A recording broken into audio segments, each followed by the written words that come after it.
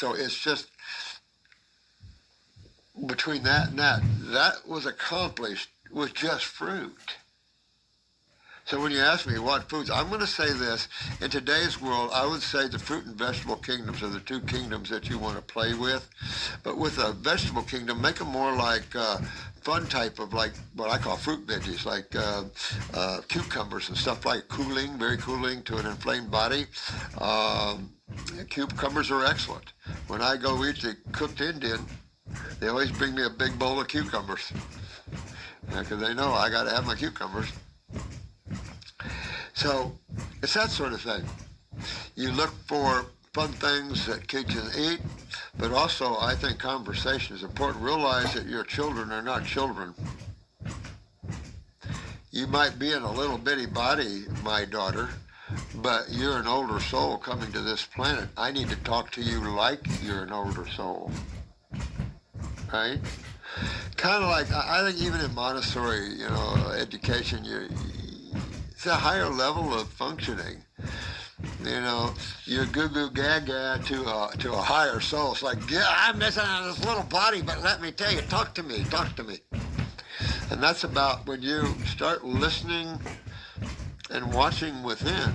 The whole thing of meditation, you're looking through the third eye, the television screen of the tis for till.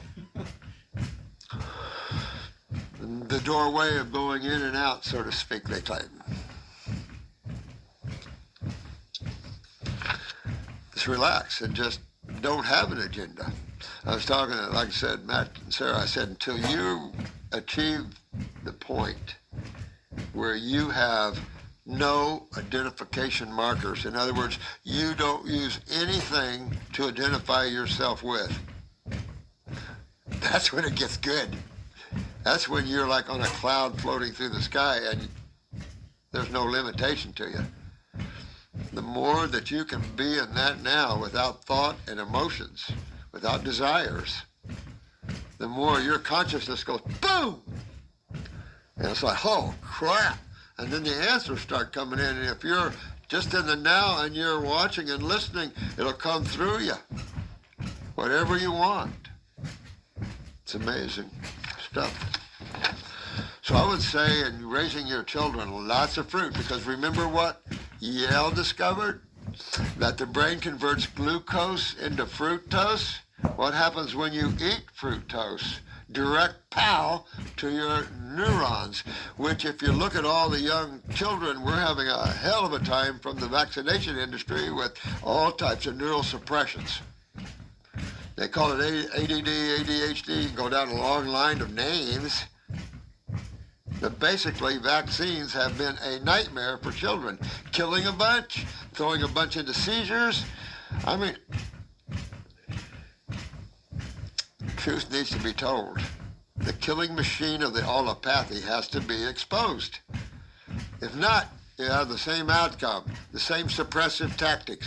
Suppress naturopaths, suppress them. Tell the world how bad a naturopath is. Tell the world how bad homeopathy. The medical profession has all the answers, and you have none, hardly. Unless you're a surgeon trying to sew something back or help someone put something back together. You're working on a theory of disease that holds, it's ridiculous. It holds no water. Has no beginning and no end, so to speak, right? We're at the point of civilization on this planet that truth is important to understand. It's important to understand how simple it is. The human body is made. The complexities, no one understands the complexities. You've got nano, sub-nano levels that there's no way nobody in the human form can understand them unless you get into those areas out of the body. Yeah, you were right. She suggests about the endocrine gland nerves. I love the endocrine glands. Those are basically grass. When you're talking about berry formulas and things like this, you're talking about mostly GRAS formulas. GRAS, G-R-A-S, is generally regarded as safe. Right? And that's the identification. Now, when you start to move away from that just a little bit, you're getting into the lymphatic herbs. These are strong. The poke, the bloods, the violets and things like this tend to be a little more stronger, especially poke and blood. The roots, that's the cautions.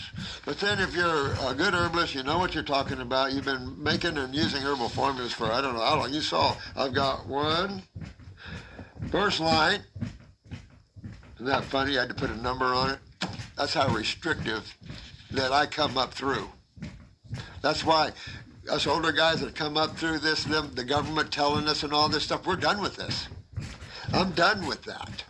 As a young person, you're just beat up because your superiorities and all this kind of thinking. Not when you get my age anymore. Now it's time to deal with who's the crooks here, who's the charlatans, who's the ones that sold out and lied to the public. Those are the people that need to go to jail. Look at Pfizer. This family has a lot of deaths on their hands.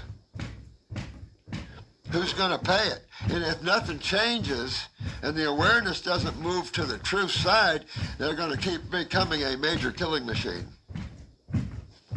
Nothing stays that way. God doesn't allow that to stay that way. Something will come and there'll be war, explosions, boom, boom, etch a sketch. Done with that.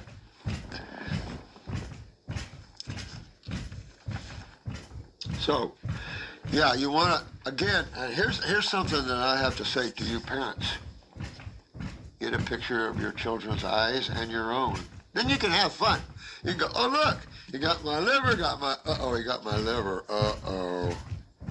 That's when you know what to work on with herbs as well. And you don't have to be aggressive.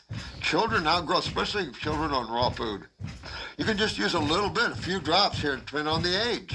Quarter of a dropper full. Twice a day. Matter of fact, you're going to see on our new formulas that we're going down to twice a day as a dosage type of thing. Instead of 3 times, we're going to do twice a day.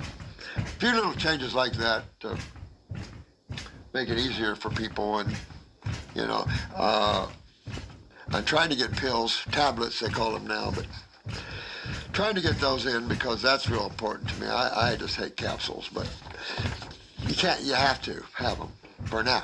But some companies make pills and tablets and stuff, but it's finding the right company. Because the bottom line to all these herbal formulas, they can have the same herbs in them, but all my formulas are different. I never keep the same herbs because you're always learning, right, and growing, but at the same time, your whole gig is how you make them. The thing that made me go with blessed herbs, most good labs and companies that make their own formulas too, have a 1 to 5, basically. 1 to 5 or 5 to 1 means there's 5 parts alcohol, water to 1 part botanicals. When I first met Michael that owned Blessed Herbs, I said his was 1 to 5. And who turned me on to them was, I got his videos over there. Sam, what was his name? He did a lot of videos around Dr. Christopher's guy. Anyway, the way you process it. I remember that I talked to him, and Nature's Way Lab called me when I first came out with God's Herbs. And they said, we can do your formulas cheaper than what you're buying them from Blessed Herbs. I said, okay, so what's your percentages? 7 to 1. I said, 7 to 1? Yeah. I said, how long do you macerate? 7 days. I don't think they macerated. I think they used heat back then. So maceration and percolation are both methods. We have a lab now that kind of uses both. But those are your non-heated methods. When you start getting into heating your formulas or using commercial herbs in your formulas, now you start changing the quality of your formulas because they don't test for pesticides. That's why you should always use organic or wild crafter. You're going to make your own, then you can control that, right? And if you can't get an organic herb, try a similar herb. There's so many great herbs. I always said I love to work with my labs because if there's an herb we can't get or something that's hard to get, well, I can change it. Because there's so many great herbs, you don't have to get stuck and locked in on a certain herb. There's a whole kingdom out there willing to help you. So it's just that sort of thing. But I think, and so when you're playing with these herbs, your flowers and your berries and things, to me, those are more human. But endocrines herbs are more, there are more berries involved in those, and of course those are grass, pretty real grass. Bring balance to the endocrinology of the body, very important in that way, but always think of the lymphatic system in all your children and yourself. Always think about kidneys, adrenals, endocrinology, and the organ, and that there must be filtration there. Sorry. Apologize about that, guys. Yeah, she says this is a teacher, and she says, I see how unhealthy these babies are, and they don't even know what an apple is. I know it. I was somewhere at a restaurant with a group of people, and we were having a meeting, and I got up to go to the bathroom to pee, but I was already looking at this table right beside us, and there was a mother with her young baby. Now, this baby couldn't have been, I don't know if it was a year. Could have been a year and a half. Maybe, I don't think it was even 2. I don't know. So here comes the waiter, brings their food. So the mother has this big salad. And I'm looking over there and going, yeah, right? Her young child, hot dog and french fries. That's a true story. And here's the child, excuse me, or baby, reaching over, trying to grab some of the mother's salad. And the mother slapped his hand and said, eat your hot dog. And I was just walking by when I saw that, and I did everything I could to not stop and say, Mom, if you want that hot dog so bad, why don't you eat it? Your son wants your salad. But I didn't. I should have sent her. But I didn't. I wanted to be polite. That's the sort of thing. These children know. But you can get tainted. Mac and cheese, stuff like that. When I was first married back in '68, I couldn't afford anything but 17-cent boxes of mac and cheese. Can you imagine? That's when Spam was available.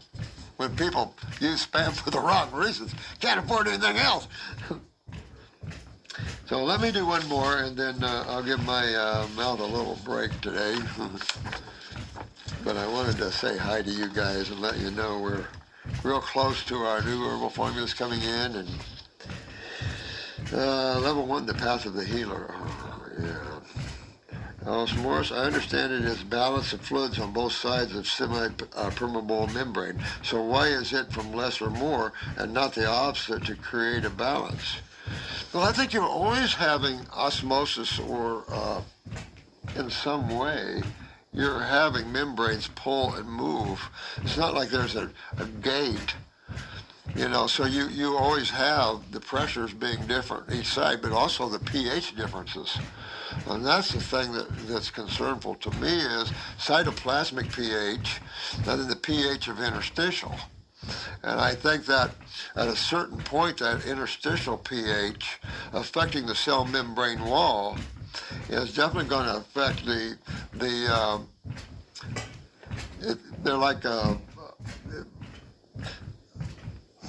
HDL. They're have come together with certain proteins to protect the cell wall. So you're going to have all these things responding to this, almost like a cellular inflammatory response. So cell wall permeability, you're looking at pressures on both sides. You're also looking at chemistry on both sides. When you get a saturation of chemistry, you're not wanting to pull anything into it. You got to osmotically pull things into it. And so diffusion, you go in it when you have a high substance into a lower substance in terms of density of chemistry. Chemistry flows in that way. You're going to always flow downhill. The more dense chemistry into a lower dense form. On top of all of this, though, in chemistry is magnetic physics and also saturation limits to hold form. What holds your form? What keeps your form solid? What keeps chemistry solid when it's always kinetic? See, so there's so many. I mean, I always jump on this with the Hawkins syndrome because Stephen Hawkins died not believing. But when you had a condition that's very curable, but you couldn't find anything cured, the frustration had to be bad. You didn't feel the presence of the Almighty, so to speak. But ions, if calcium is considered positive ion, atom that lost one or more electrons, so I don't understand why when acidosis the body breaks down its own calcium to compensate, protect the membrane, deposit the calcium in positively charged. To compensate acidity, it would make sense to use a material which is negatively charged. Of course it would. But when you get into a matrix, whether it's connective tissue or what, you can see how it's pulled out of there. So however that is, I wonder the same thing sometimes. And sometimes I sit here with this brain fart and going, oh God, trying to explain it all and figure it all out. It gets me too sometimes, to be honest with you. But between electrifying and the calcium losing it, calcium can become free radicals. But at the same time, when you see it being pulled out of matrix, it can't be pulling it out as it's been an ionized element. It's got to be pulling it out as an alkaline principle, because that's the only reason it would have a leaching effect upon it. An acid would have no reason to leach a more of an acid element like that. And that's the other thing about ionization, is you're not going to lose the calcium principle, though. See, because with that, when you start taking the electrons out of the orbit, you can start changing things. And then you have to see, then you have a different agglomeration matrix. You get everything different. So it's like, I don't know. It's like, do I rather go to the dentist or rather try to figure this out? So I don't know what to say. I'll work on this for you and come back with a better explanation than that myself, because I've thought about that all the time too. But you see it. And when you see it, then it's unquestionable. Things or theories are mental aberrations or mental thoughts out there, but in actualities, like the theory of disease, has no actuality because there's no ground for it. There's no basis in science for it. There's no understanding in common sense for it. And that's another name that's going out there, common sense. My dad, that's his main two words were common sense. Boy, don't you have any common sense? What's that? For another word for common sense is awareness. So I don't know what to say, and I can't say that all that's being taught is true. So you got to figure that in that matrix too, man. So I don't know. I'll work on that for you too, because but you see, and especially in a high protein diet, you're going to ravish your body of calcium big time. Smokers, ravish of calcium, acids right into the blood, going to see loss of calcium, connective tissue loss, petechia, bruising easy, things like that.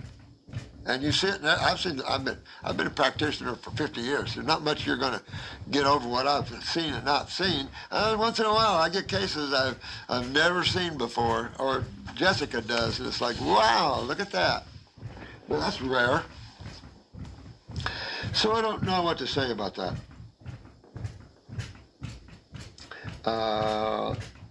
But it has a leaching field on that, and then you start to lose the viability of the connective tissue. That's why you see herniations and you see aneurysms and things like that.